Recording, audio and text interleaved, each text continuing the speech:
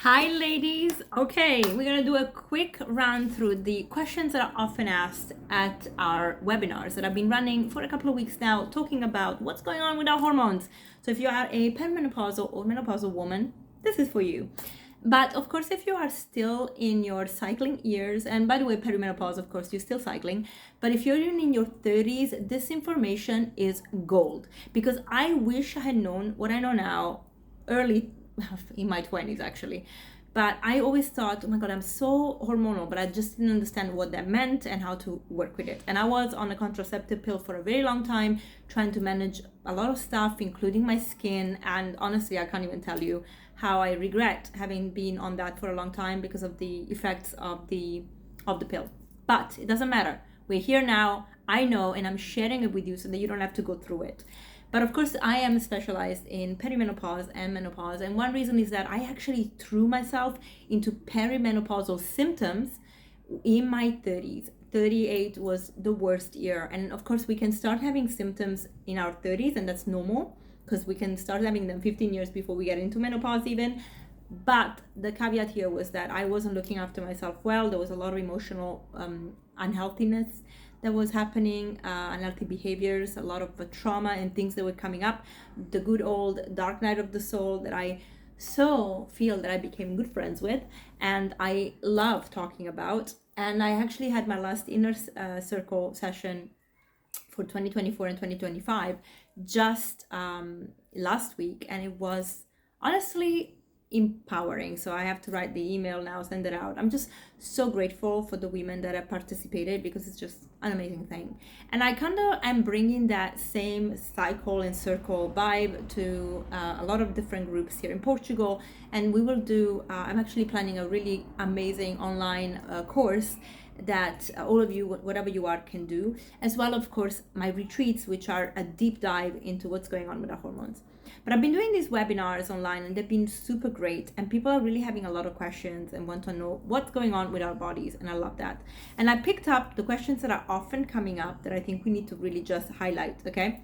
So a lot of women are saying, I'm not feeling the same, things are just not working like they used to, and I can't even explain what exactly, I just know they're not. And I can tell you this, loss of estrogen at whatever level impacts every single organ in our body. So if you feel like things are not working like they used to, you're not crazy, and you shouldn't be gaslit for this, especially by your OBGYN or gynecologist if they don't know better, okay? Because it is a thing.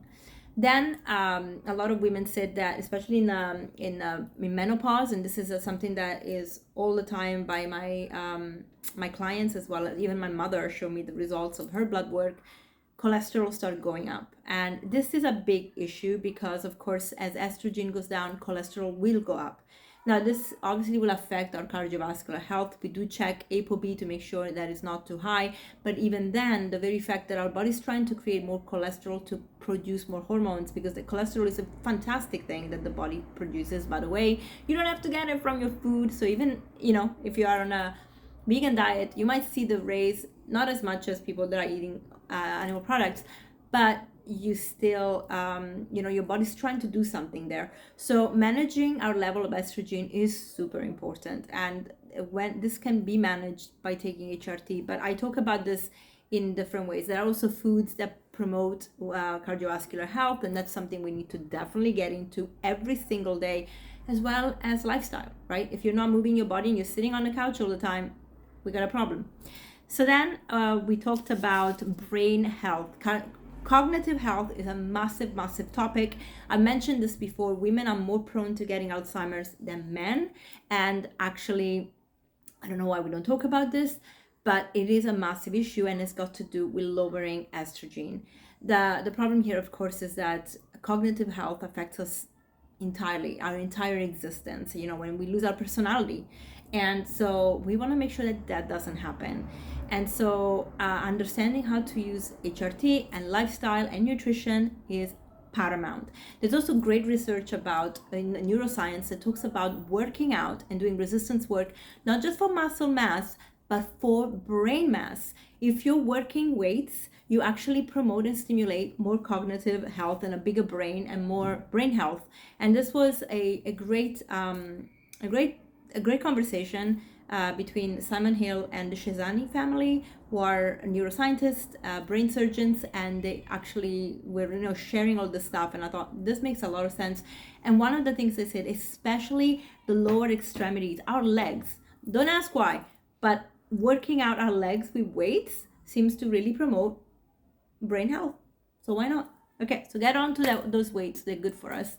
And of course, we talk about testosterone being also important for women.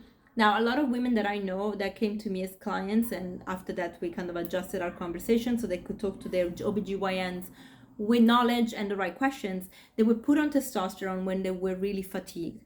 Now, this can be a good move, but if you're not testing all the time what's going on with your testosterone levels, a woman can end up having way too much testosterone in comparison to what they have for estrogen and progesterone, meaning that we can start having many issues like bald patches on our head and hair where we don't want them, like under our chin, which honestly happens anyway in our 40s. Like, this is the daily battle. Sometimes I'm like, I need to go defluff. The reality, not gonna share lies with you. This thing takes a lot of upkeeping. Then we have muscle mass loss that can happen with estrogen going down and testosterone going down. You might know through our talks about the cycle that during ovulation, you build more muscle mass. That is due to the fact that you actually have more testosterone with estrogen, and these two together are just fantastic, and you can lift more weights and you build more muscle mass. So kudos to that. And then you have the very fact that we lose a lot of muscle mass when we lose estrogen, and that is a problem. So to avoid that, you want to do strength training and resistance training, meaning pick up your weight. Then with gut health is something that come up a lot. So people are complaining that in the menopausal years now they have allergies and they have digestive issues.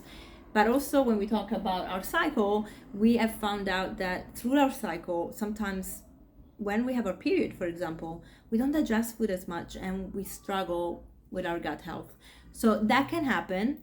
And if that happens, the way forward is to make sure that we support our gut with fiber. Sorry, carnivores, science is science.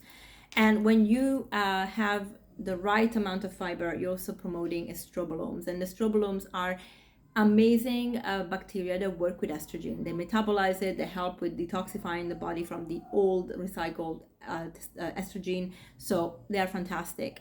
Now, if you have gut issues and fiber is a problem, we have to talk to a gastroenterologist that can help rebuild your gut. Fiber is not the problem. Your gut is the problem, because we are made to we don't digest fiber. We're made to work with fiber so that our bacteria can digest the fiber. If we're struggling with the fiber, it's because we don't have a good variety of microbiome. We have dysbiosis, and we might have leaky gut or impermeable colon gut, where basically the protein from our food or any food particle will trigger the immune system. This requires a lot of working through. Now, as a vegan, this pains me to say, but I'm gonna say it because it's science, this may need to be treated with a elimination diet that may be more animal product based, because somebody that cannot work with fiber might need that approach. Now, that doesn't mean that you're gonna have to stay there forever, okay? So if that's how you're gonna start to support your gut health, I completely understand, but the whole point of this is that you have to work on healing your gut so that you can manage to actually digest fiber, or not digest fiber, to work with fiber, to not have bloating with fiber, so that your microbiome can digest the fiber. That's very, very important. HRT, we talk about HRT all the time. I just mentioned it here. Bioidenticals, I think, are amazing. We should talk about it more. More and more doctors are talking about it, which is great to see. But when I have my clients coming to me, I refer them to clinics that are specialized in HRT, because they understand what's going on, so that they can evaluate when and if they need to take it. I am 43. By the time I'm 48, I think I will start them. Because I want to keep sharp, I want to keep lean, I want to keep strong, and I want to try and not have to deal with the issues that can happen when maybe it's too late, or it's, it takes a little bit longer to get there. Especially for my cognitive health. Like, I can deal, even though I talk about my body dysmorphia and my eating disorders that I had, and like, how hard it is for me to pick up weight and not feel bad about it. But I can deal with gaining weight. But if I lose my brain power, that I don't think I can deal with. So just for mental clarity, I'm going for it. And when we talk about HRT, a lot of women are actually afraid of cancer because of the Women Initiative study that was really unfairly, villainizing HRT. One of the reasons that the parameters were not really well thought about. I mean, the women in that study, they were older already in menopause.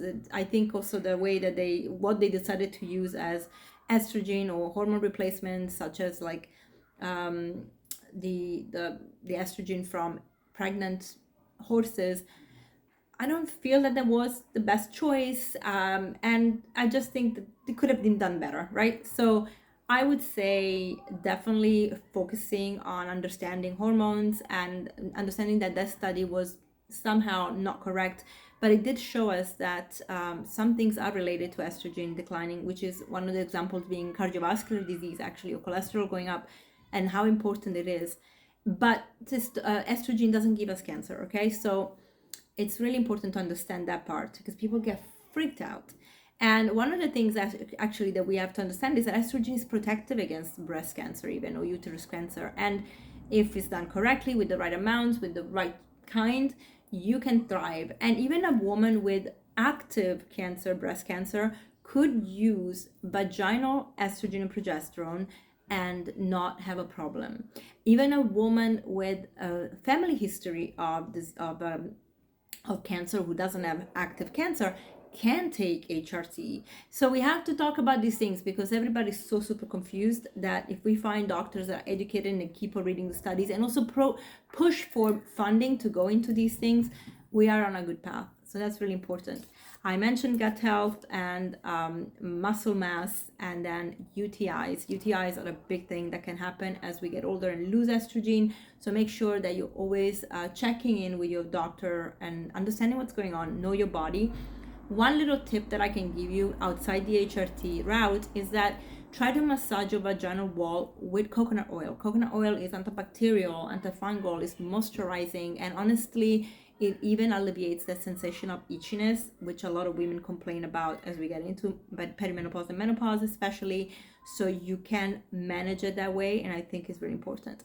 And the other thing is education. So everyone on the webinars always asks, why isn't my doctor aware of this? Like, every time I go for a visit and I talk to them and I tell them what's going on, they just never say what's going on, really. They're just like, yeah, this is the way it is, age. And I feel so baffled, because I'm feeling like I'm doing something wrong, right? Or when we gain weight around our belly, we are made feel like, well, just eat less and work out more.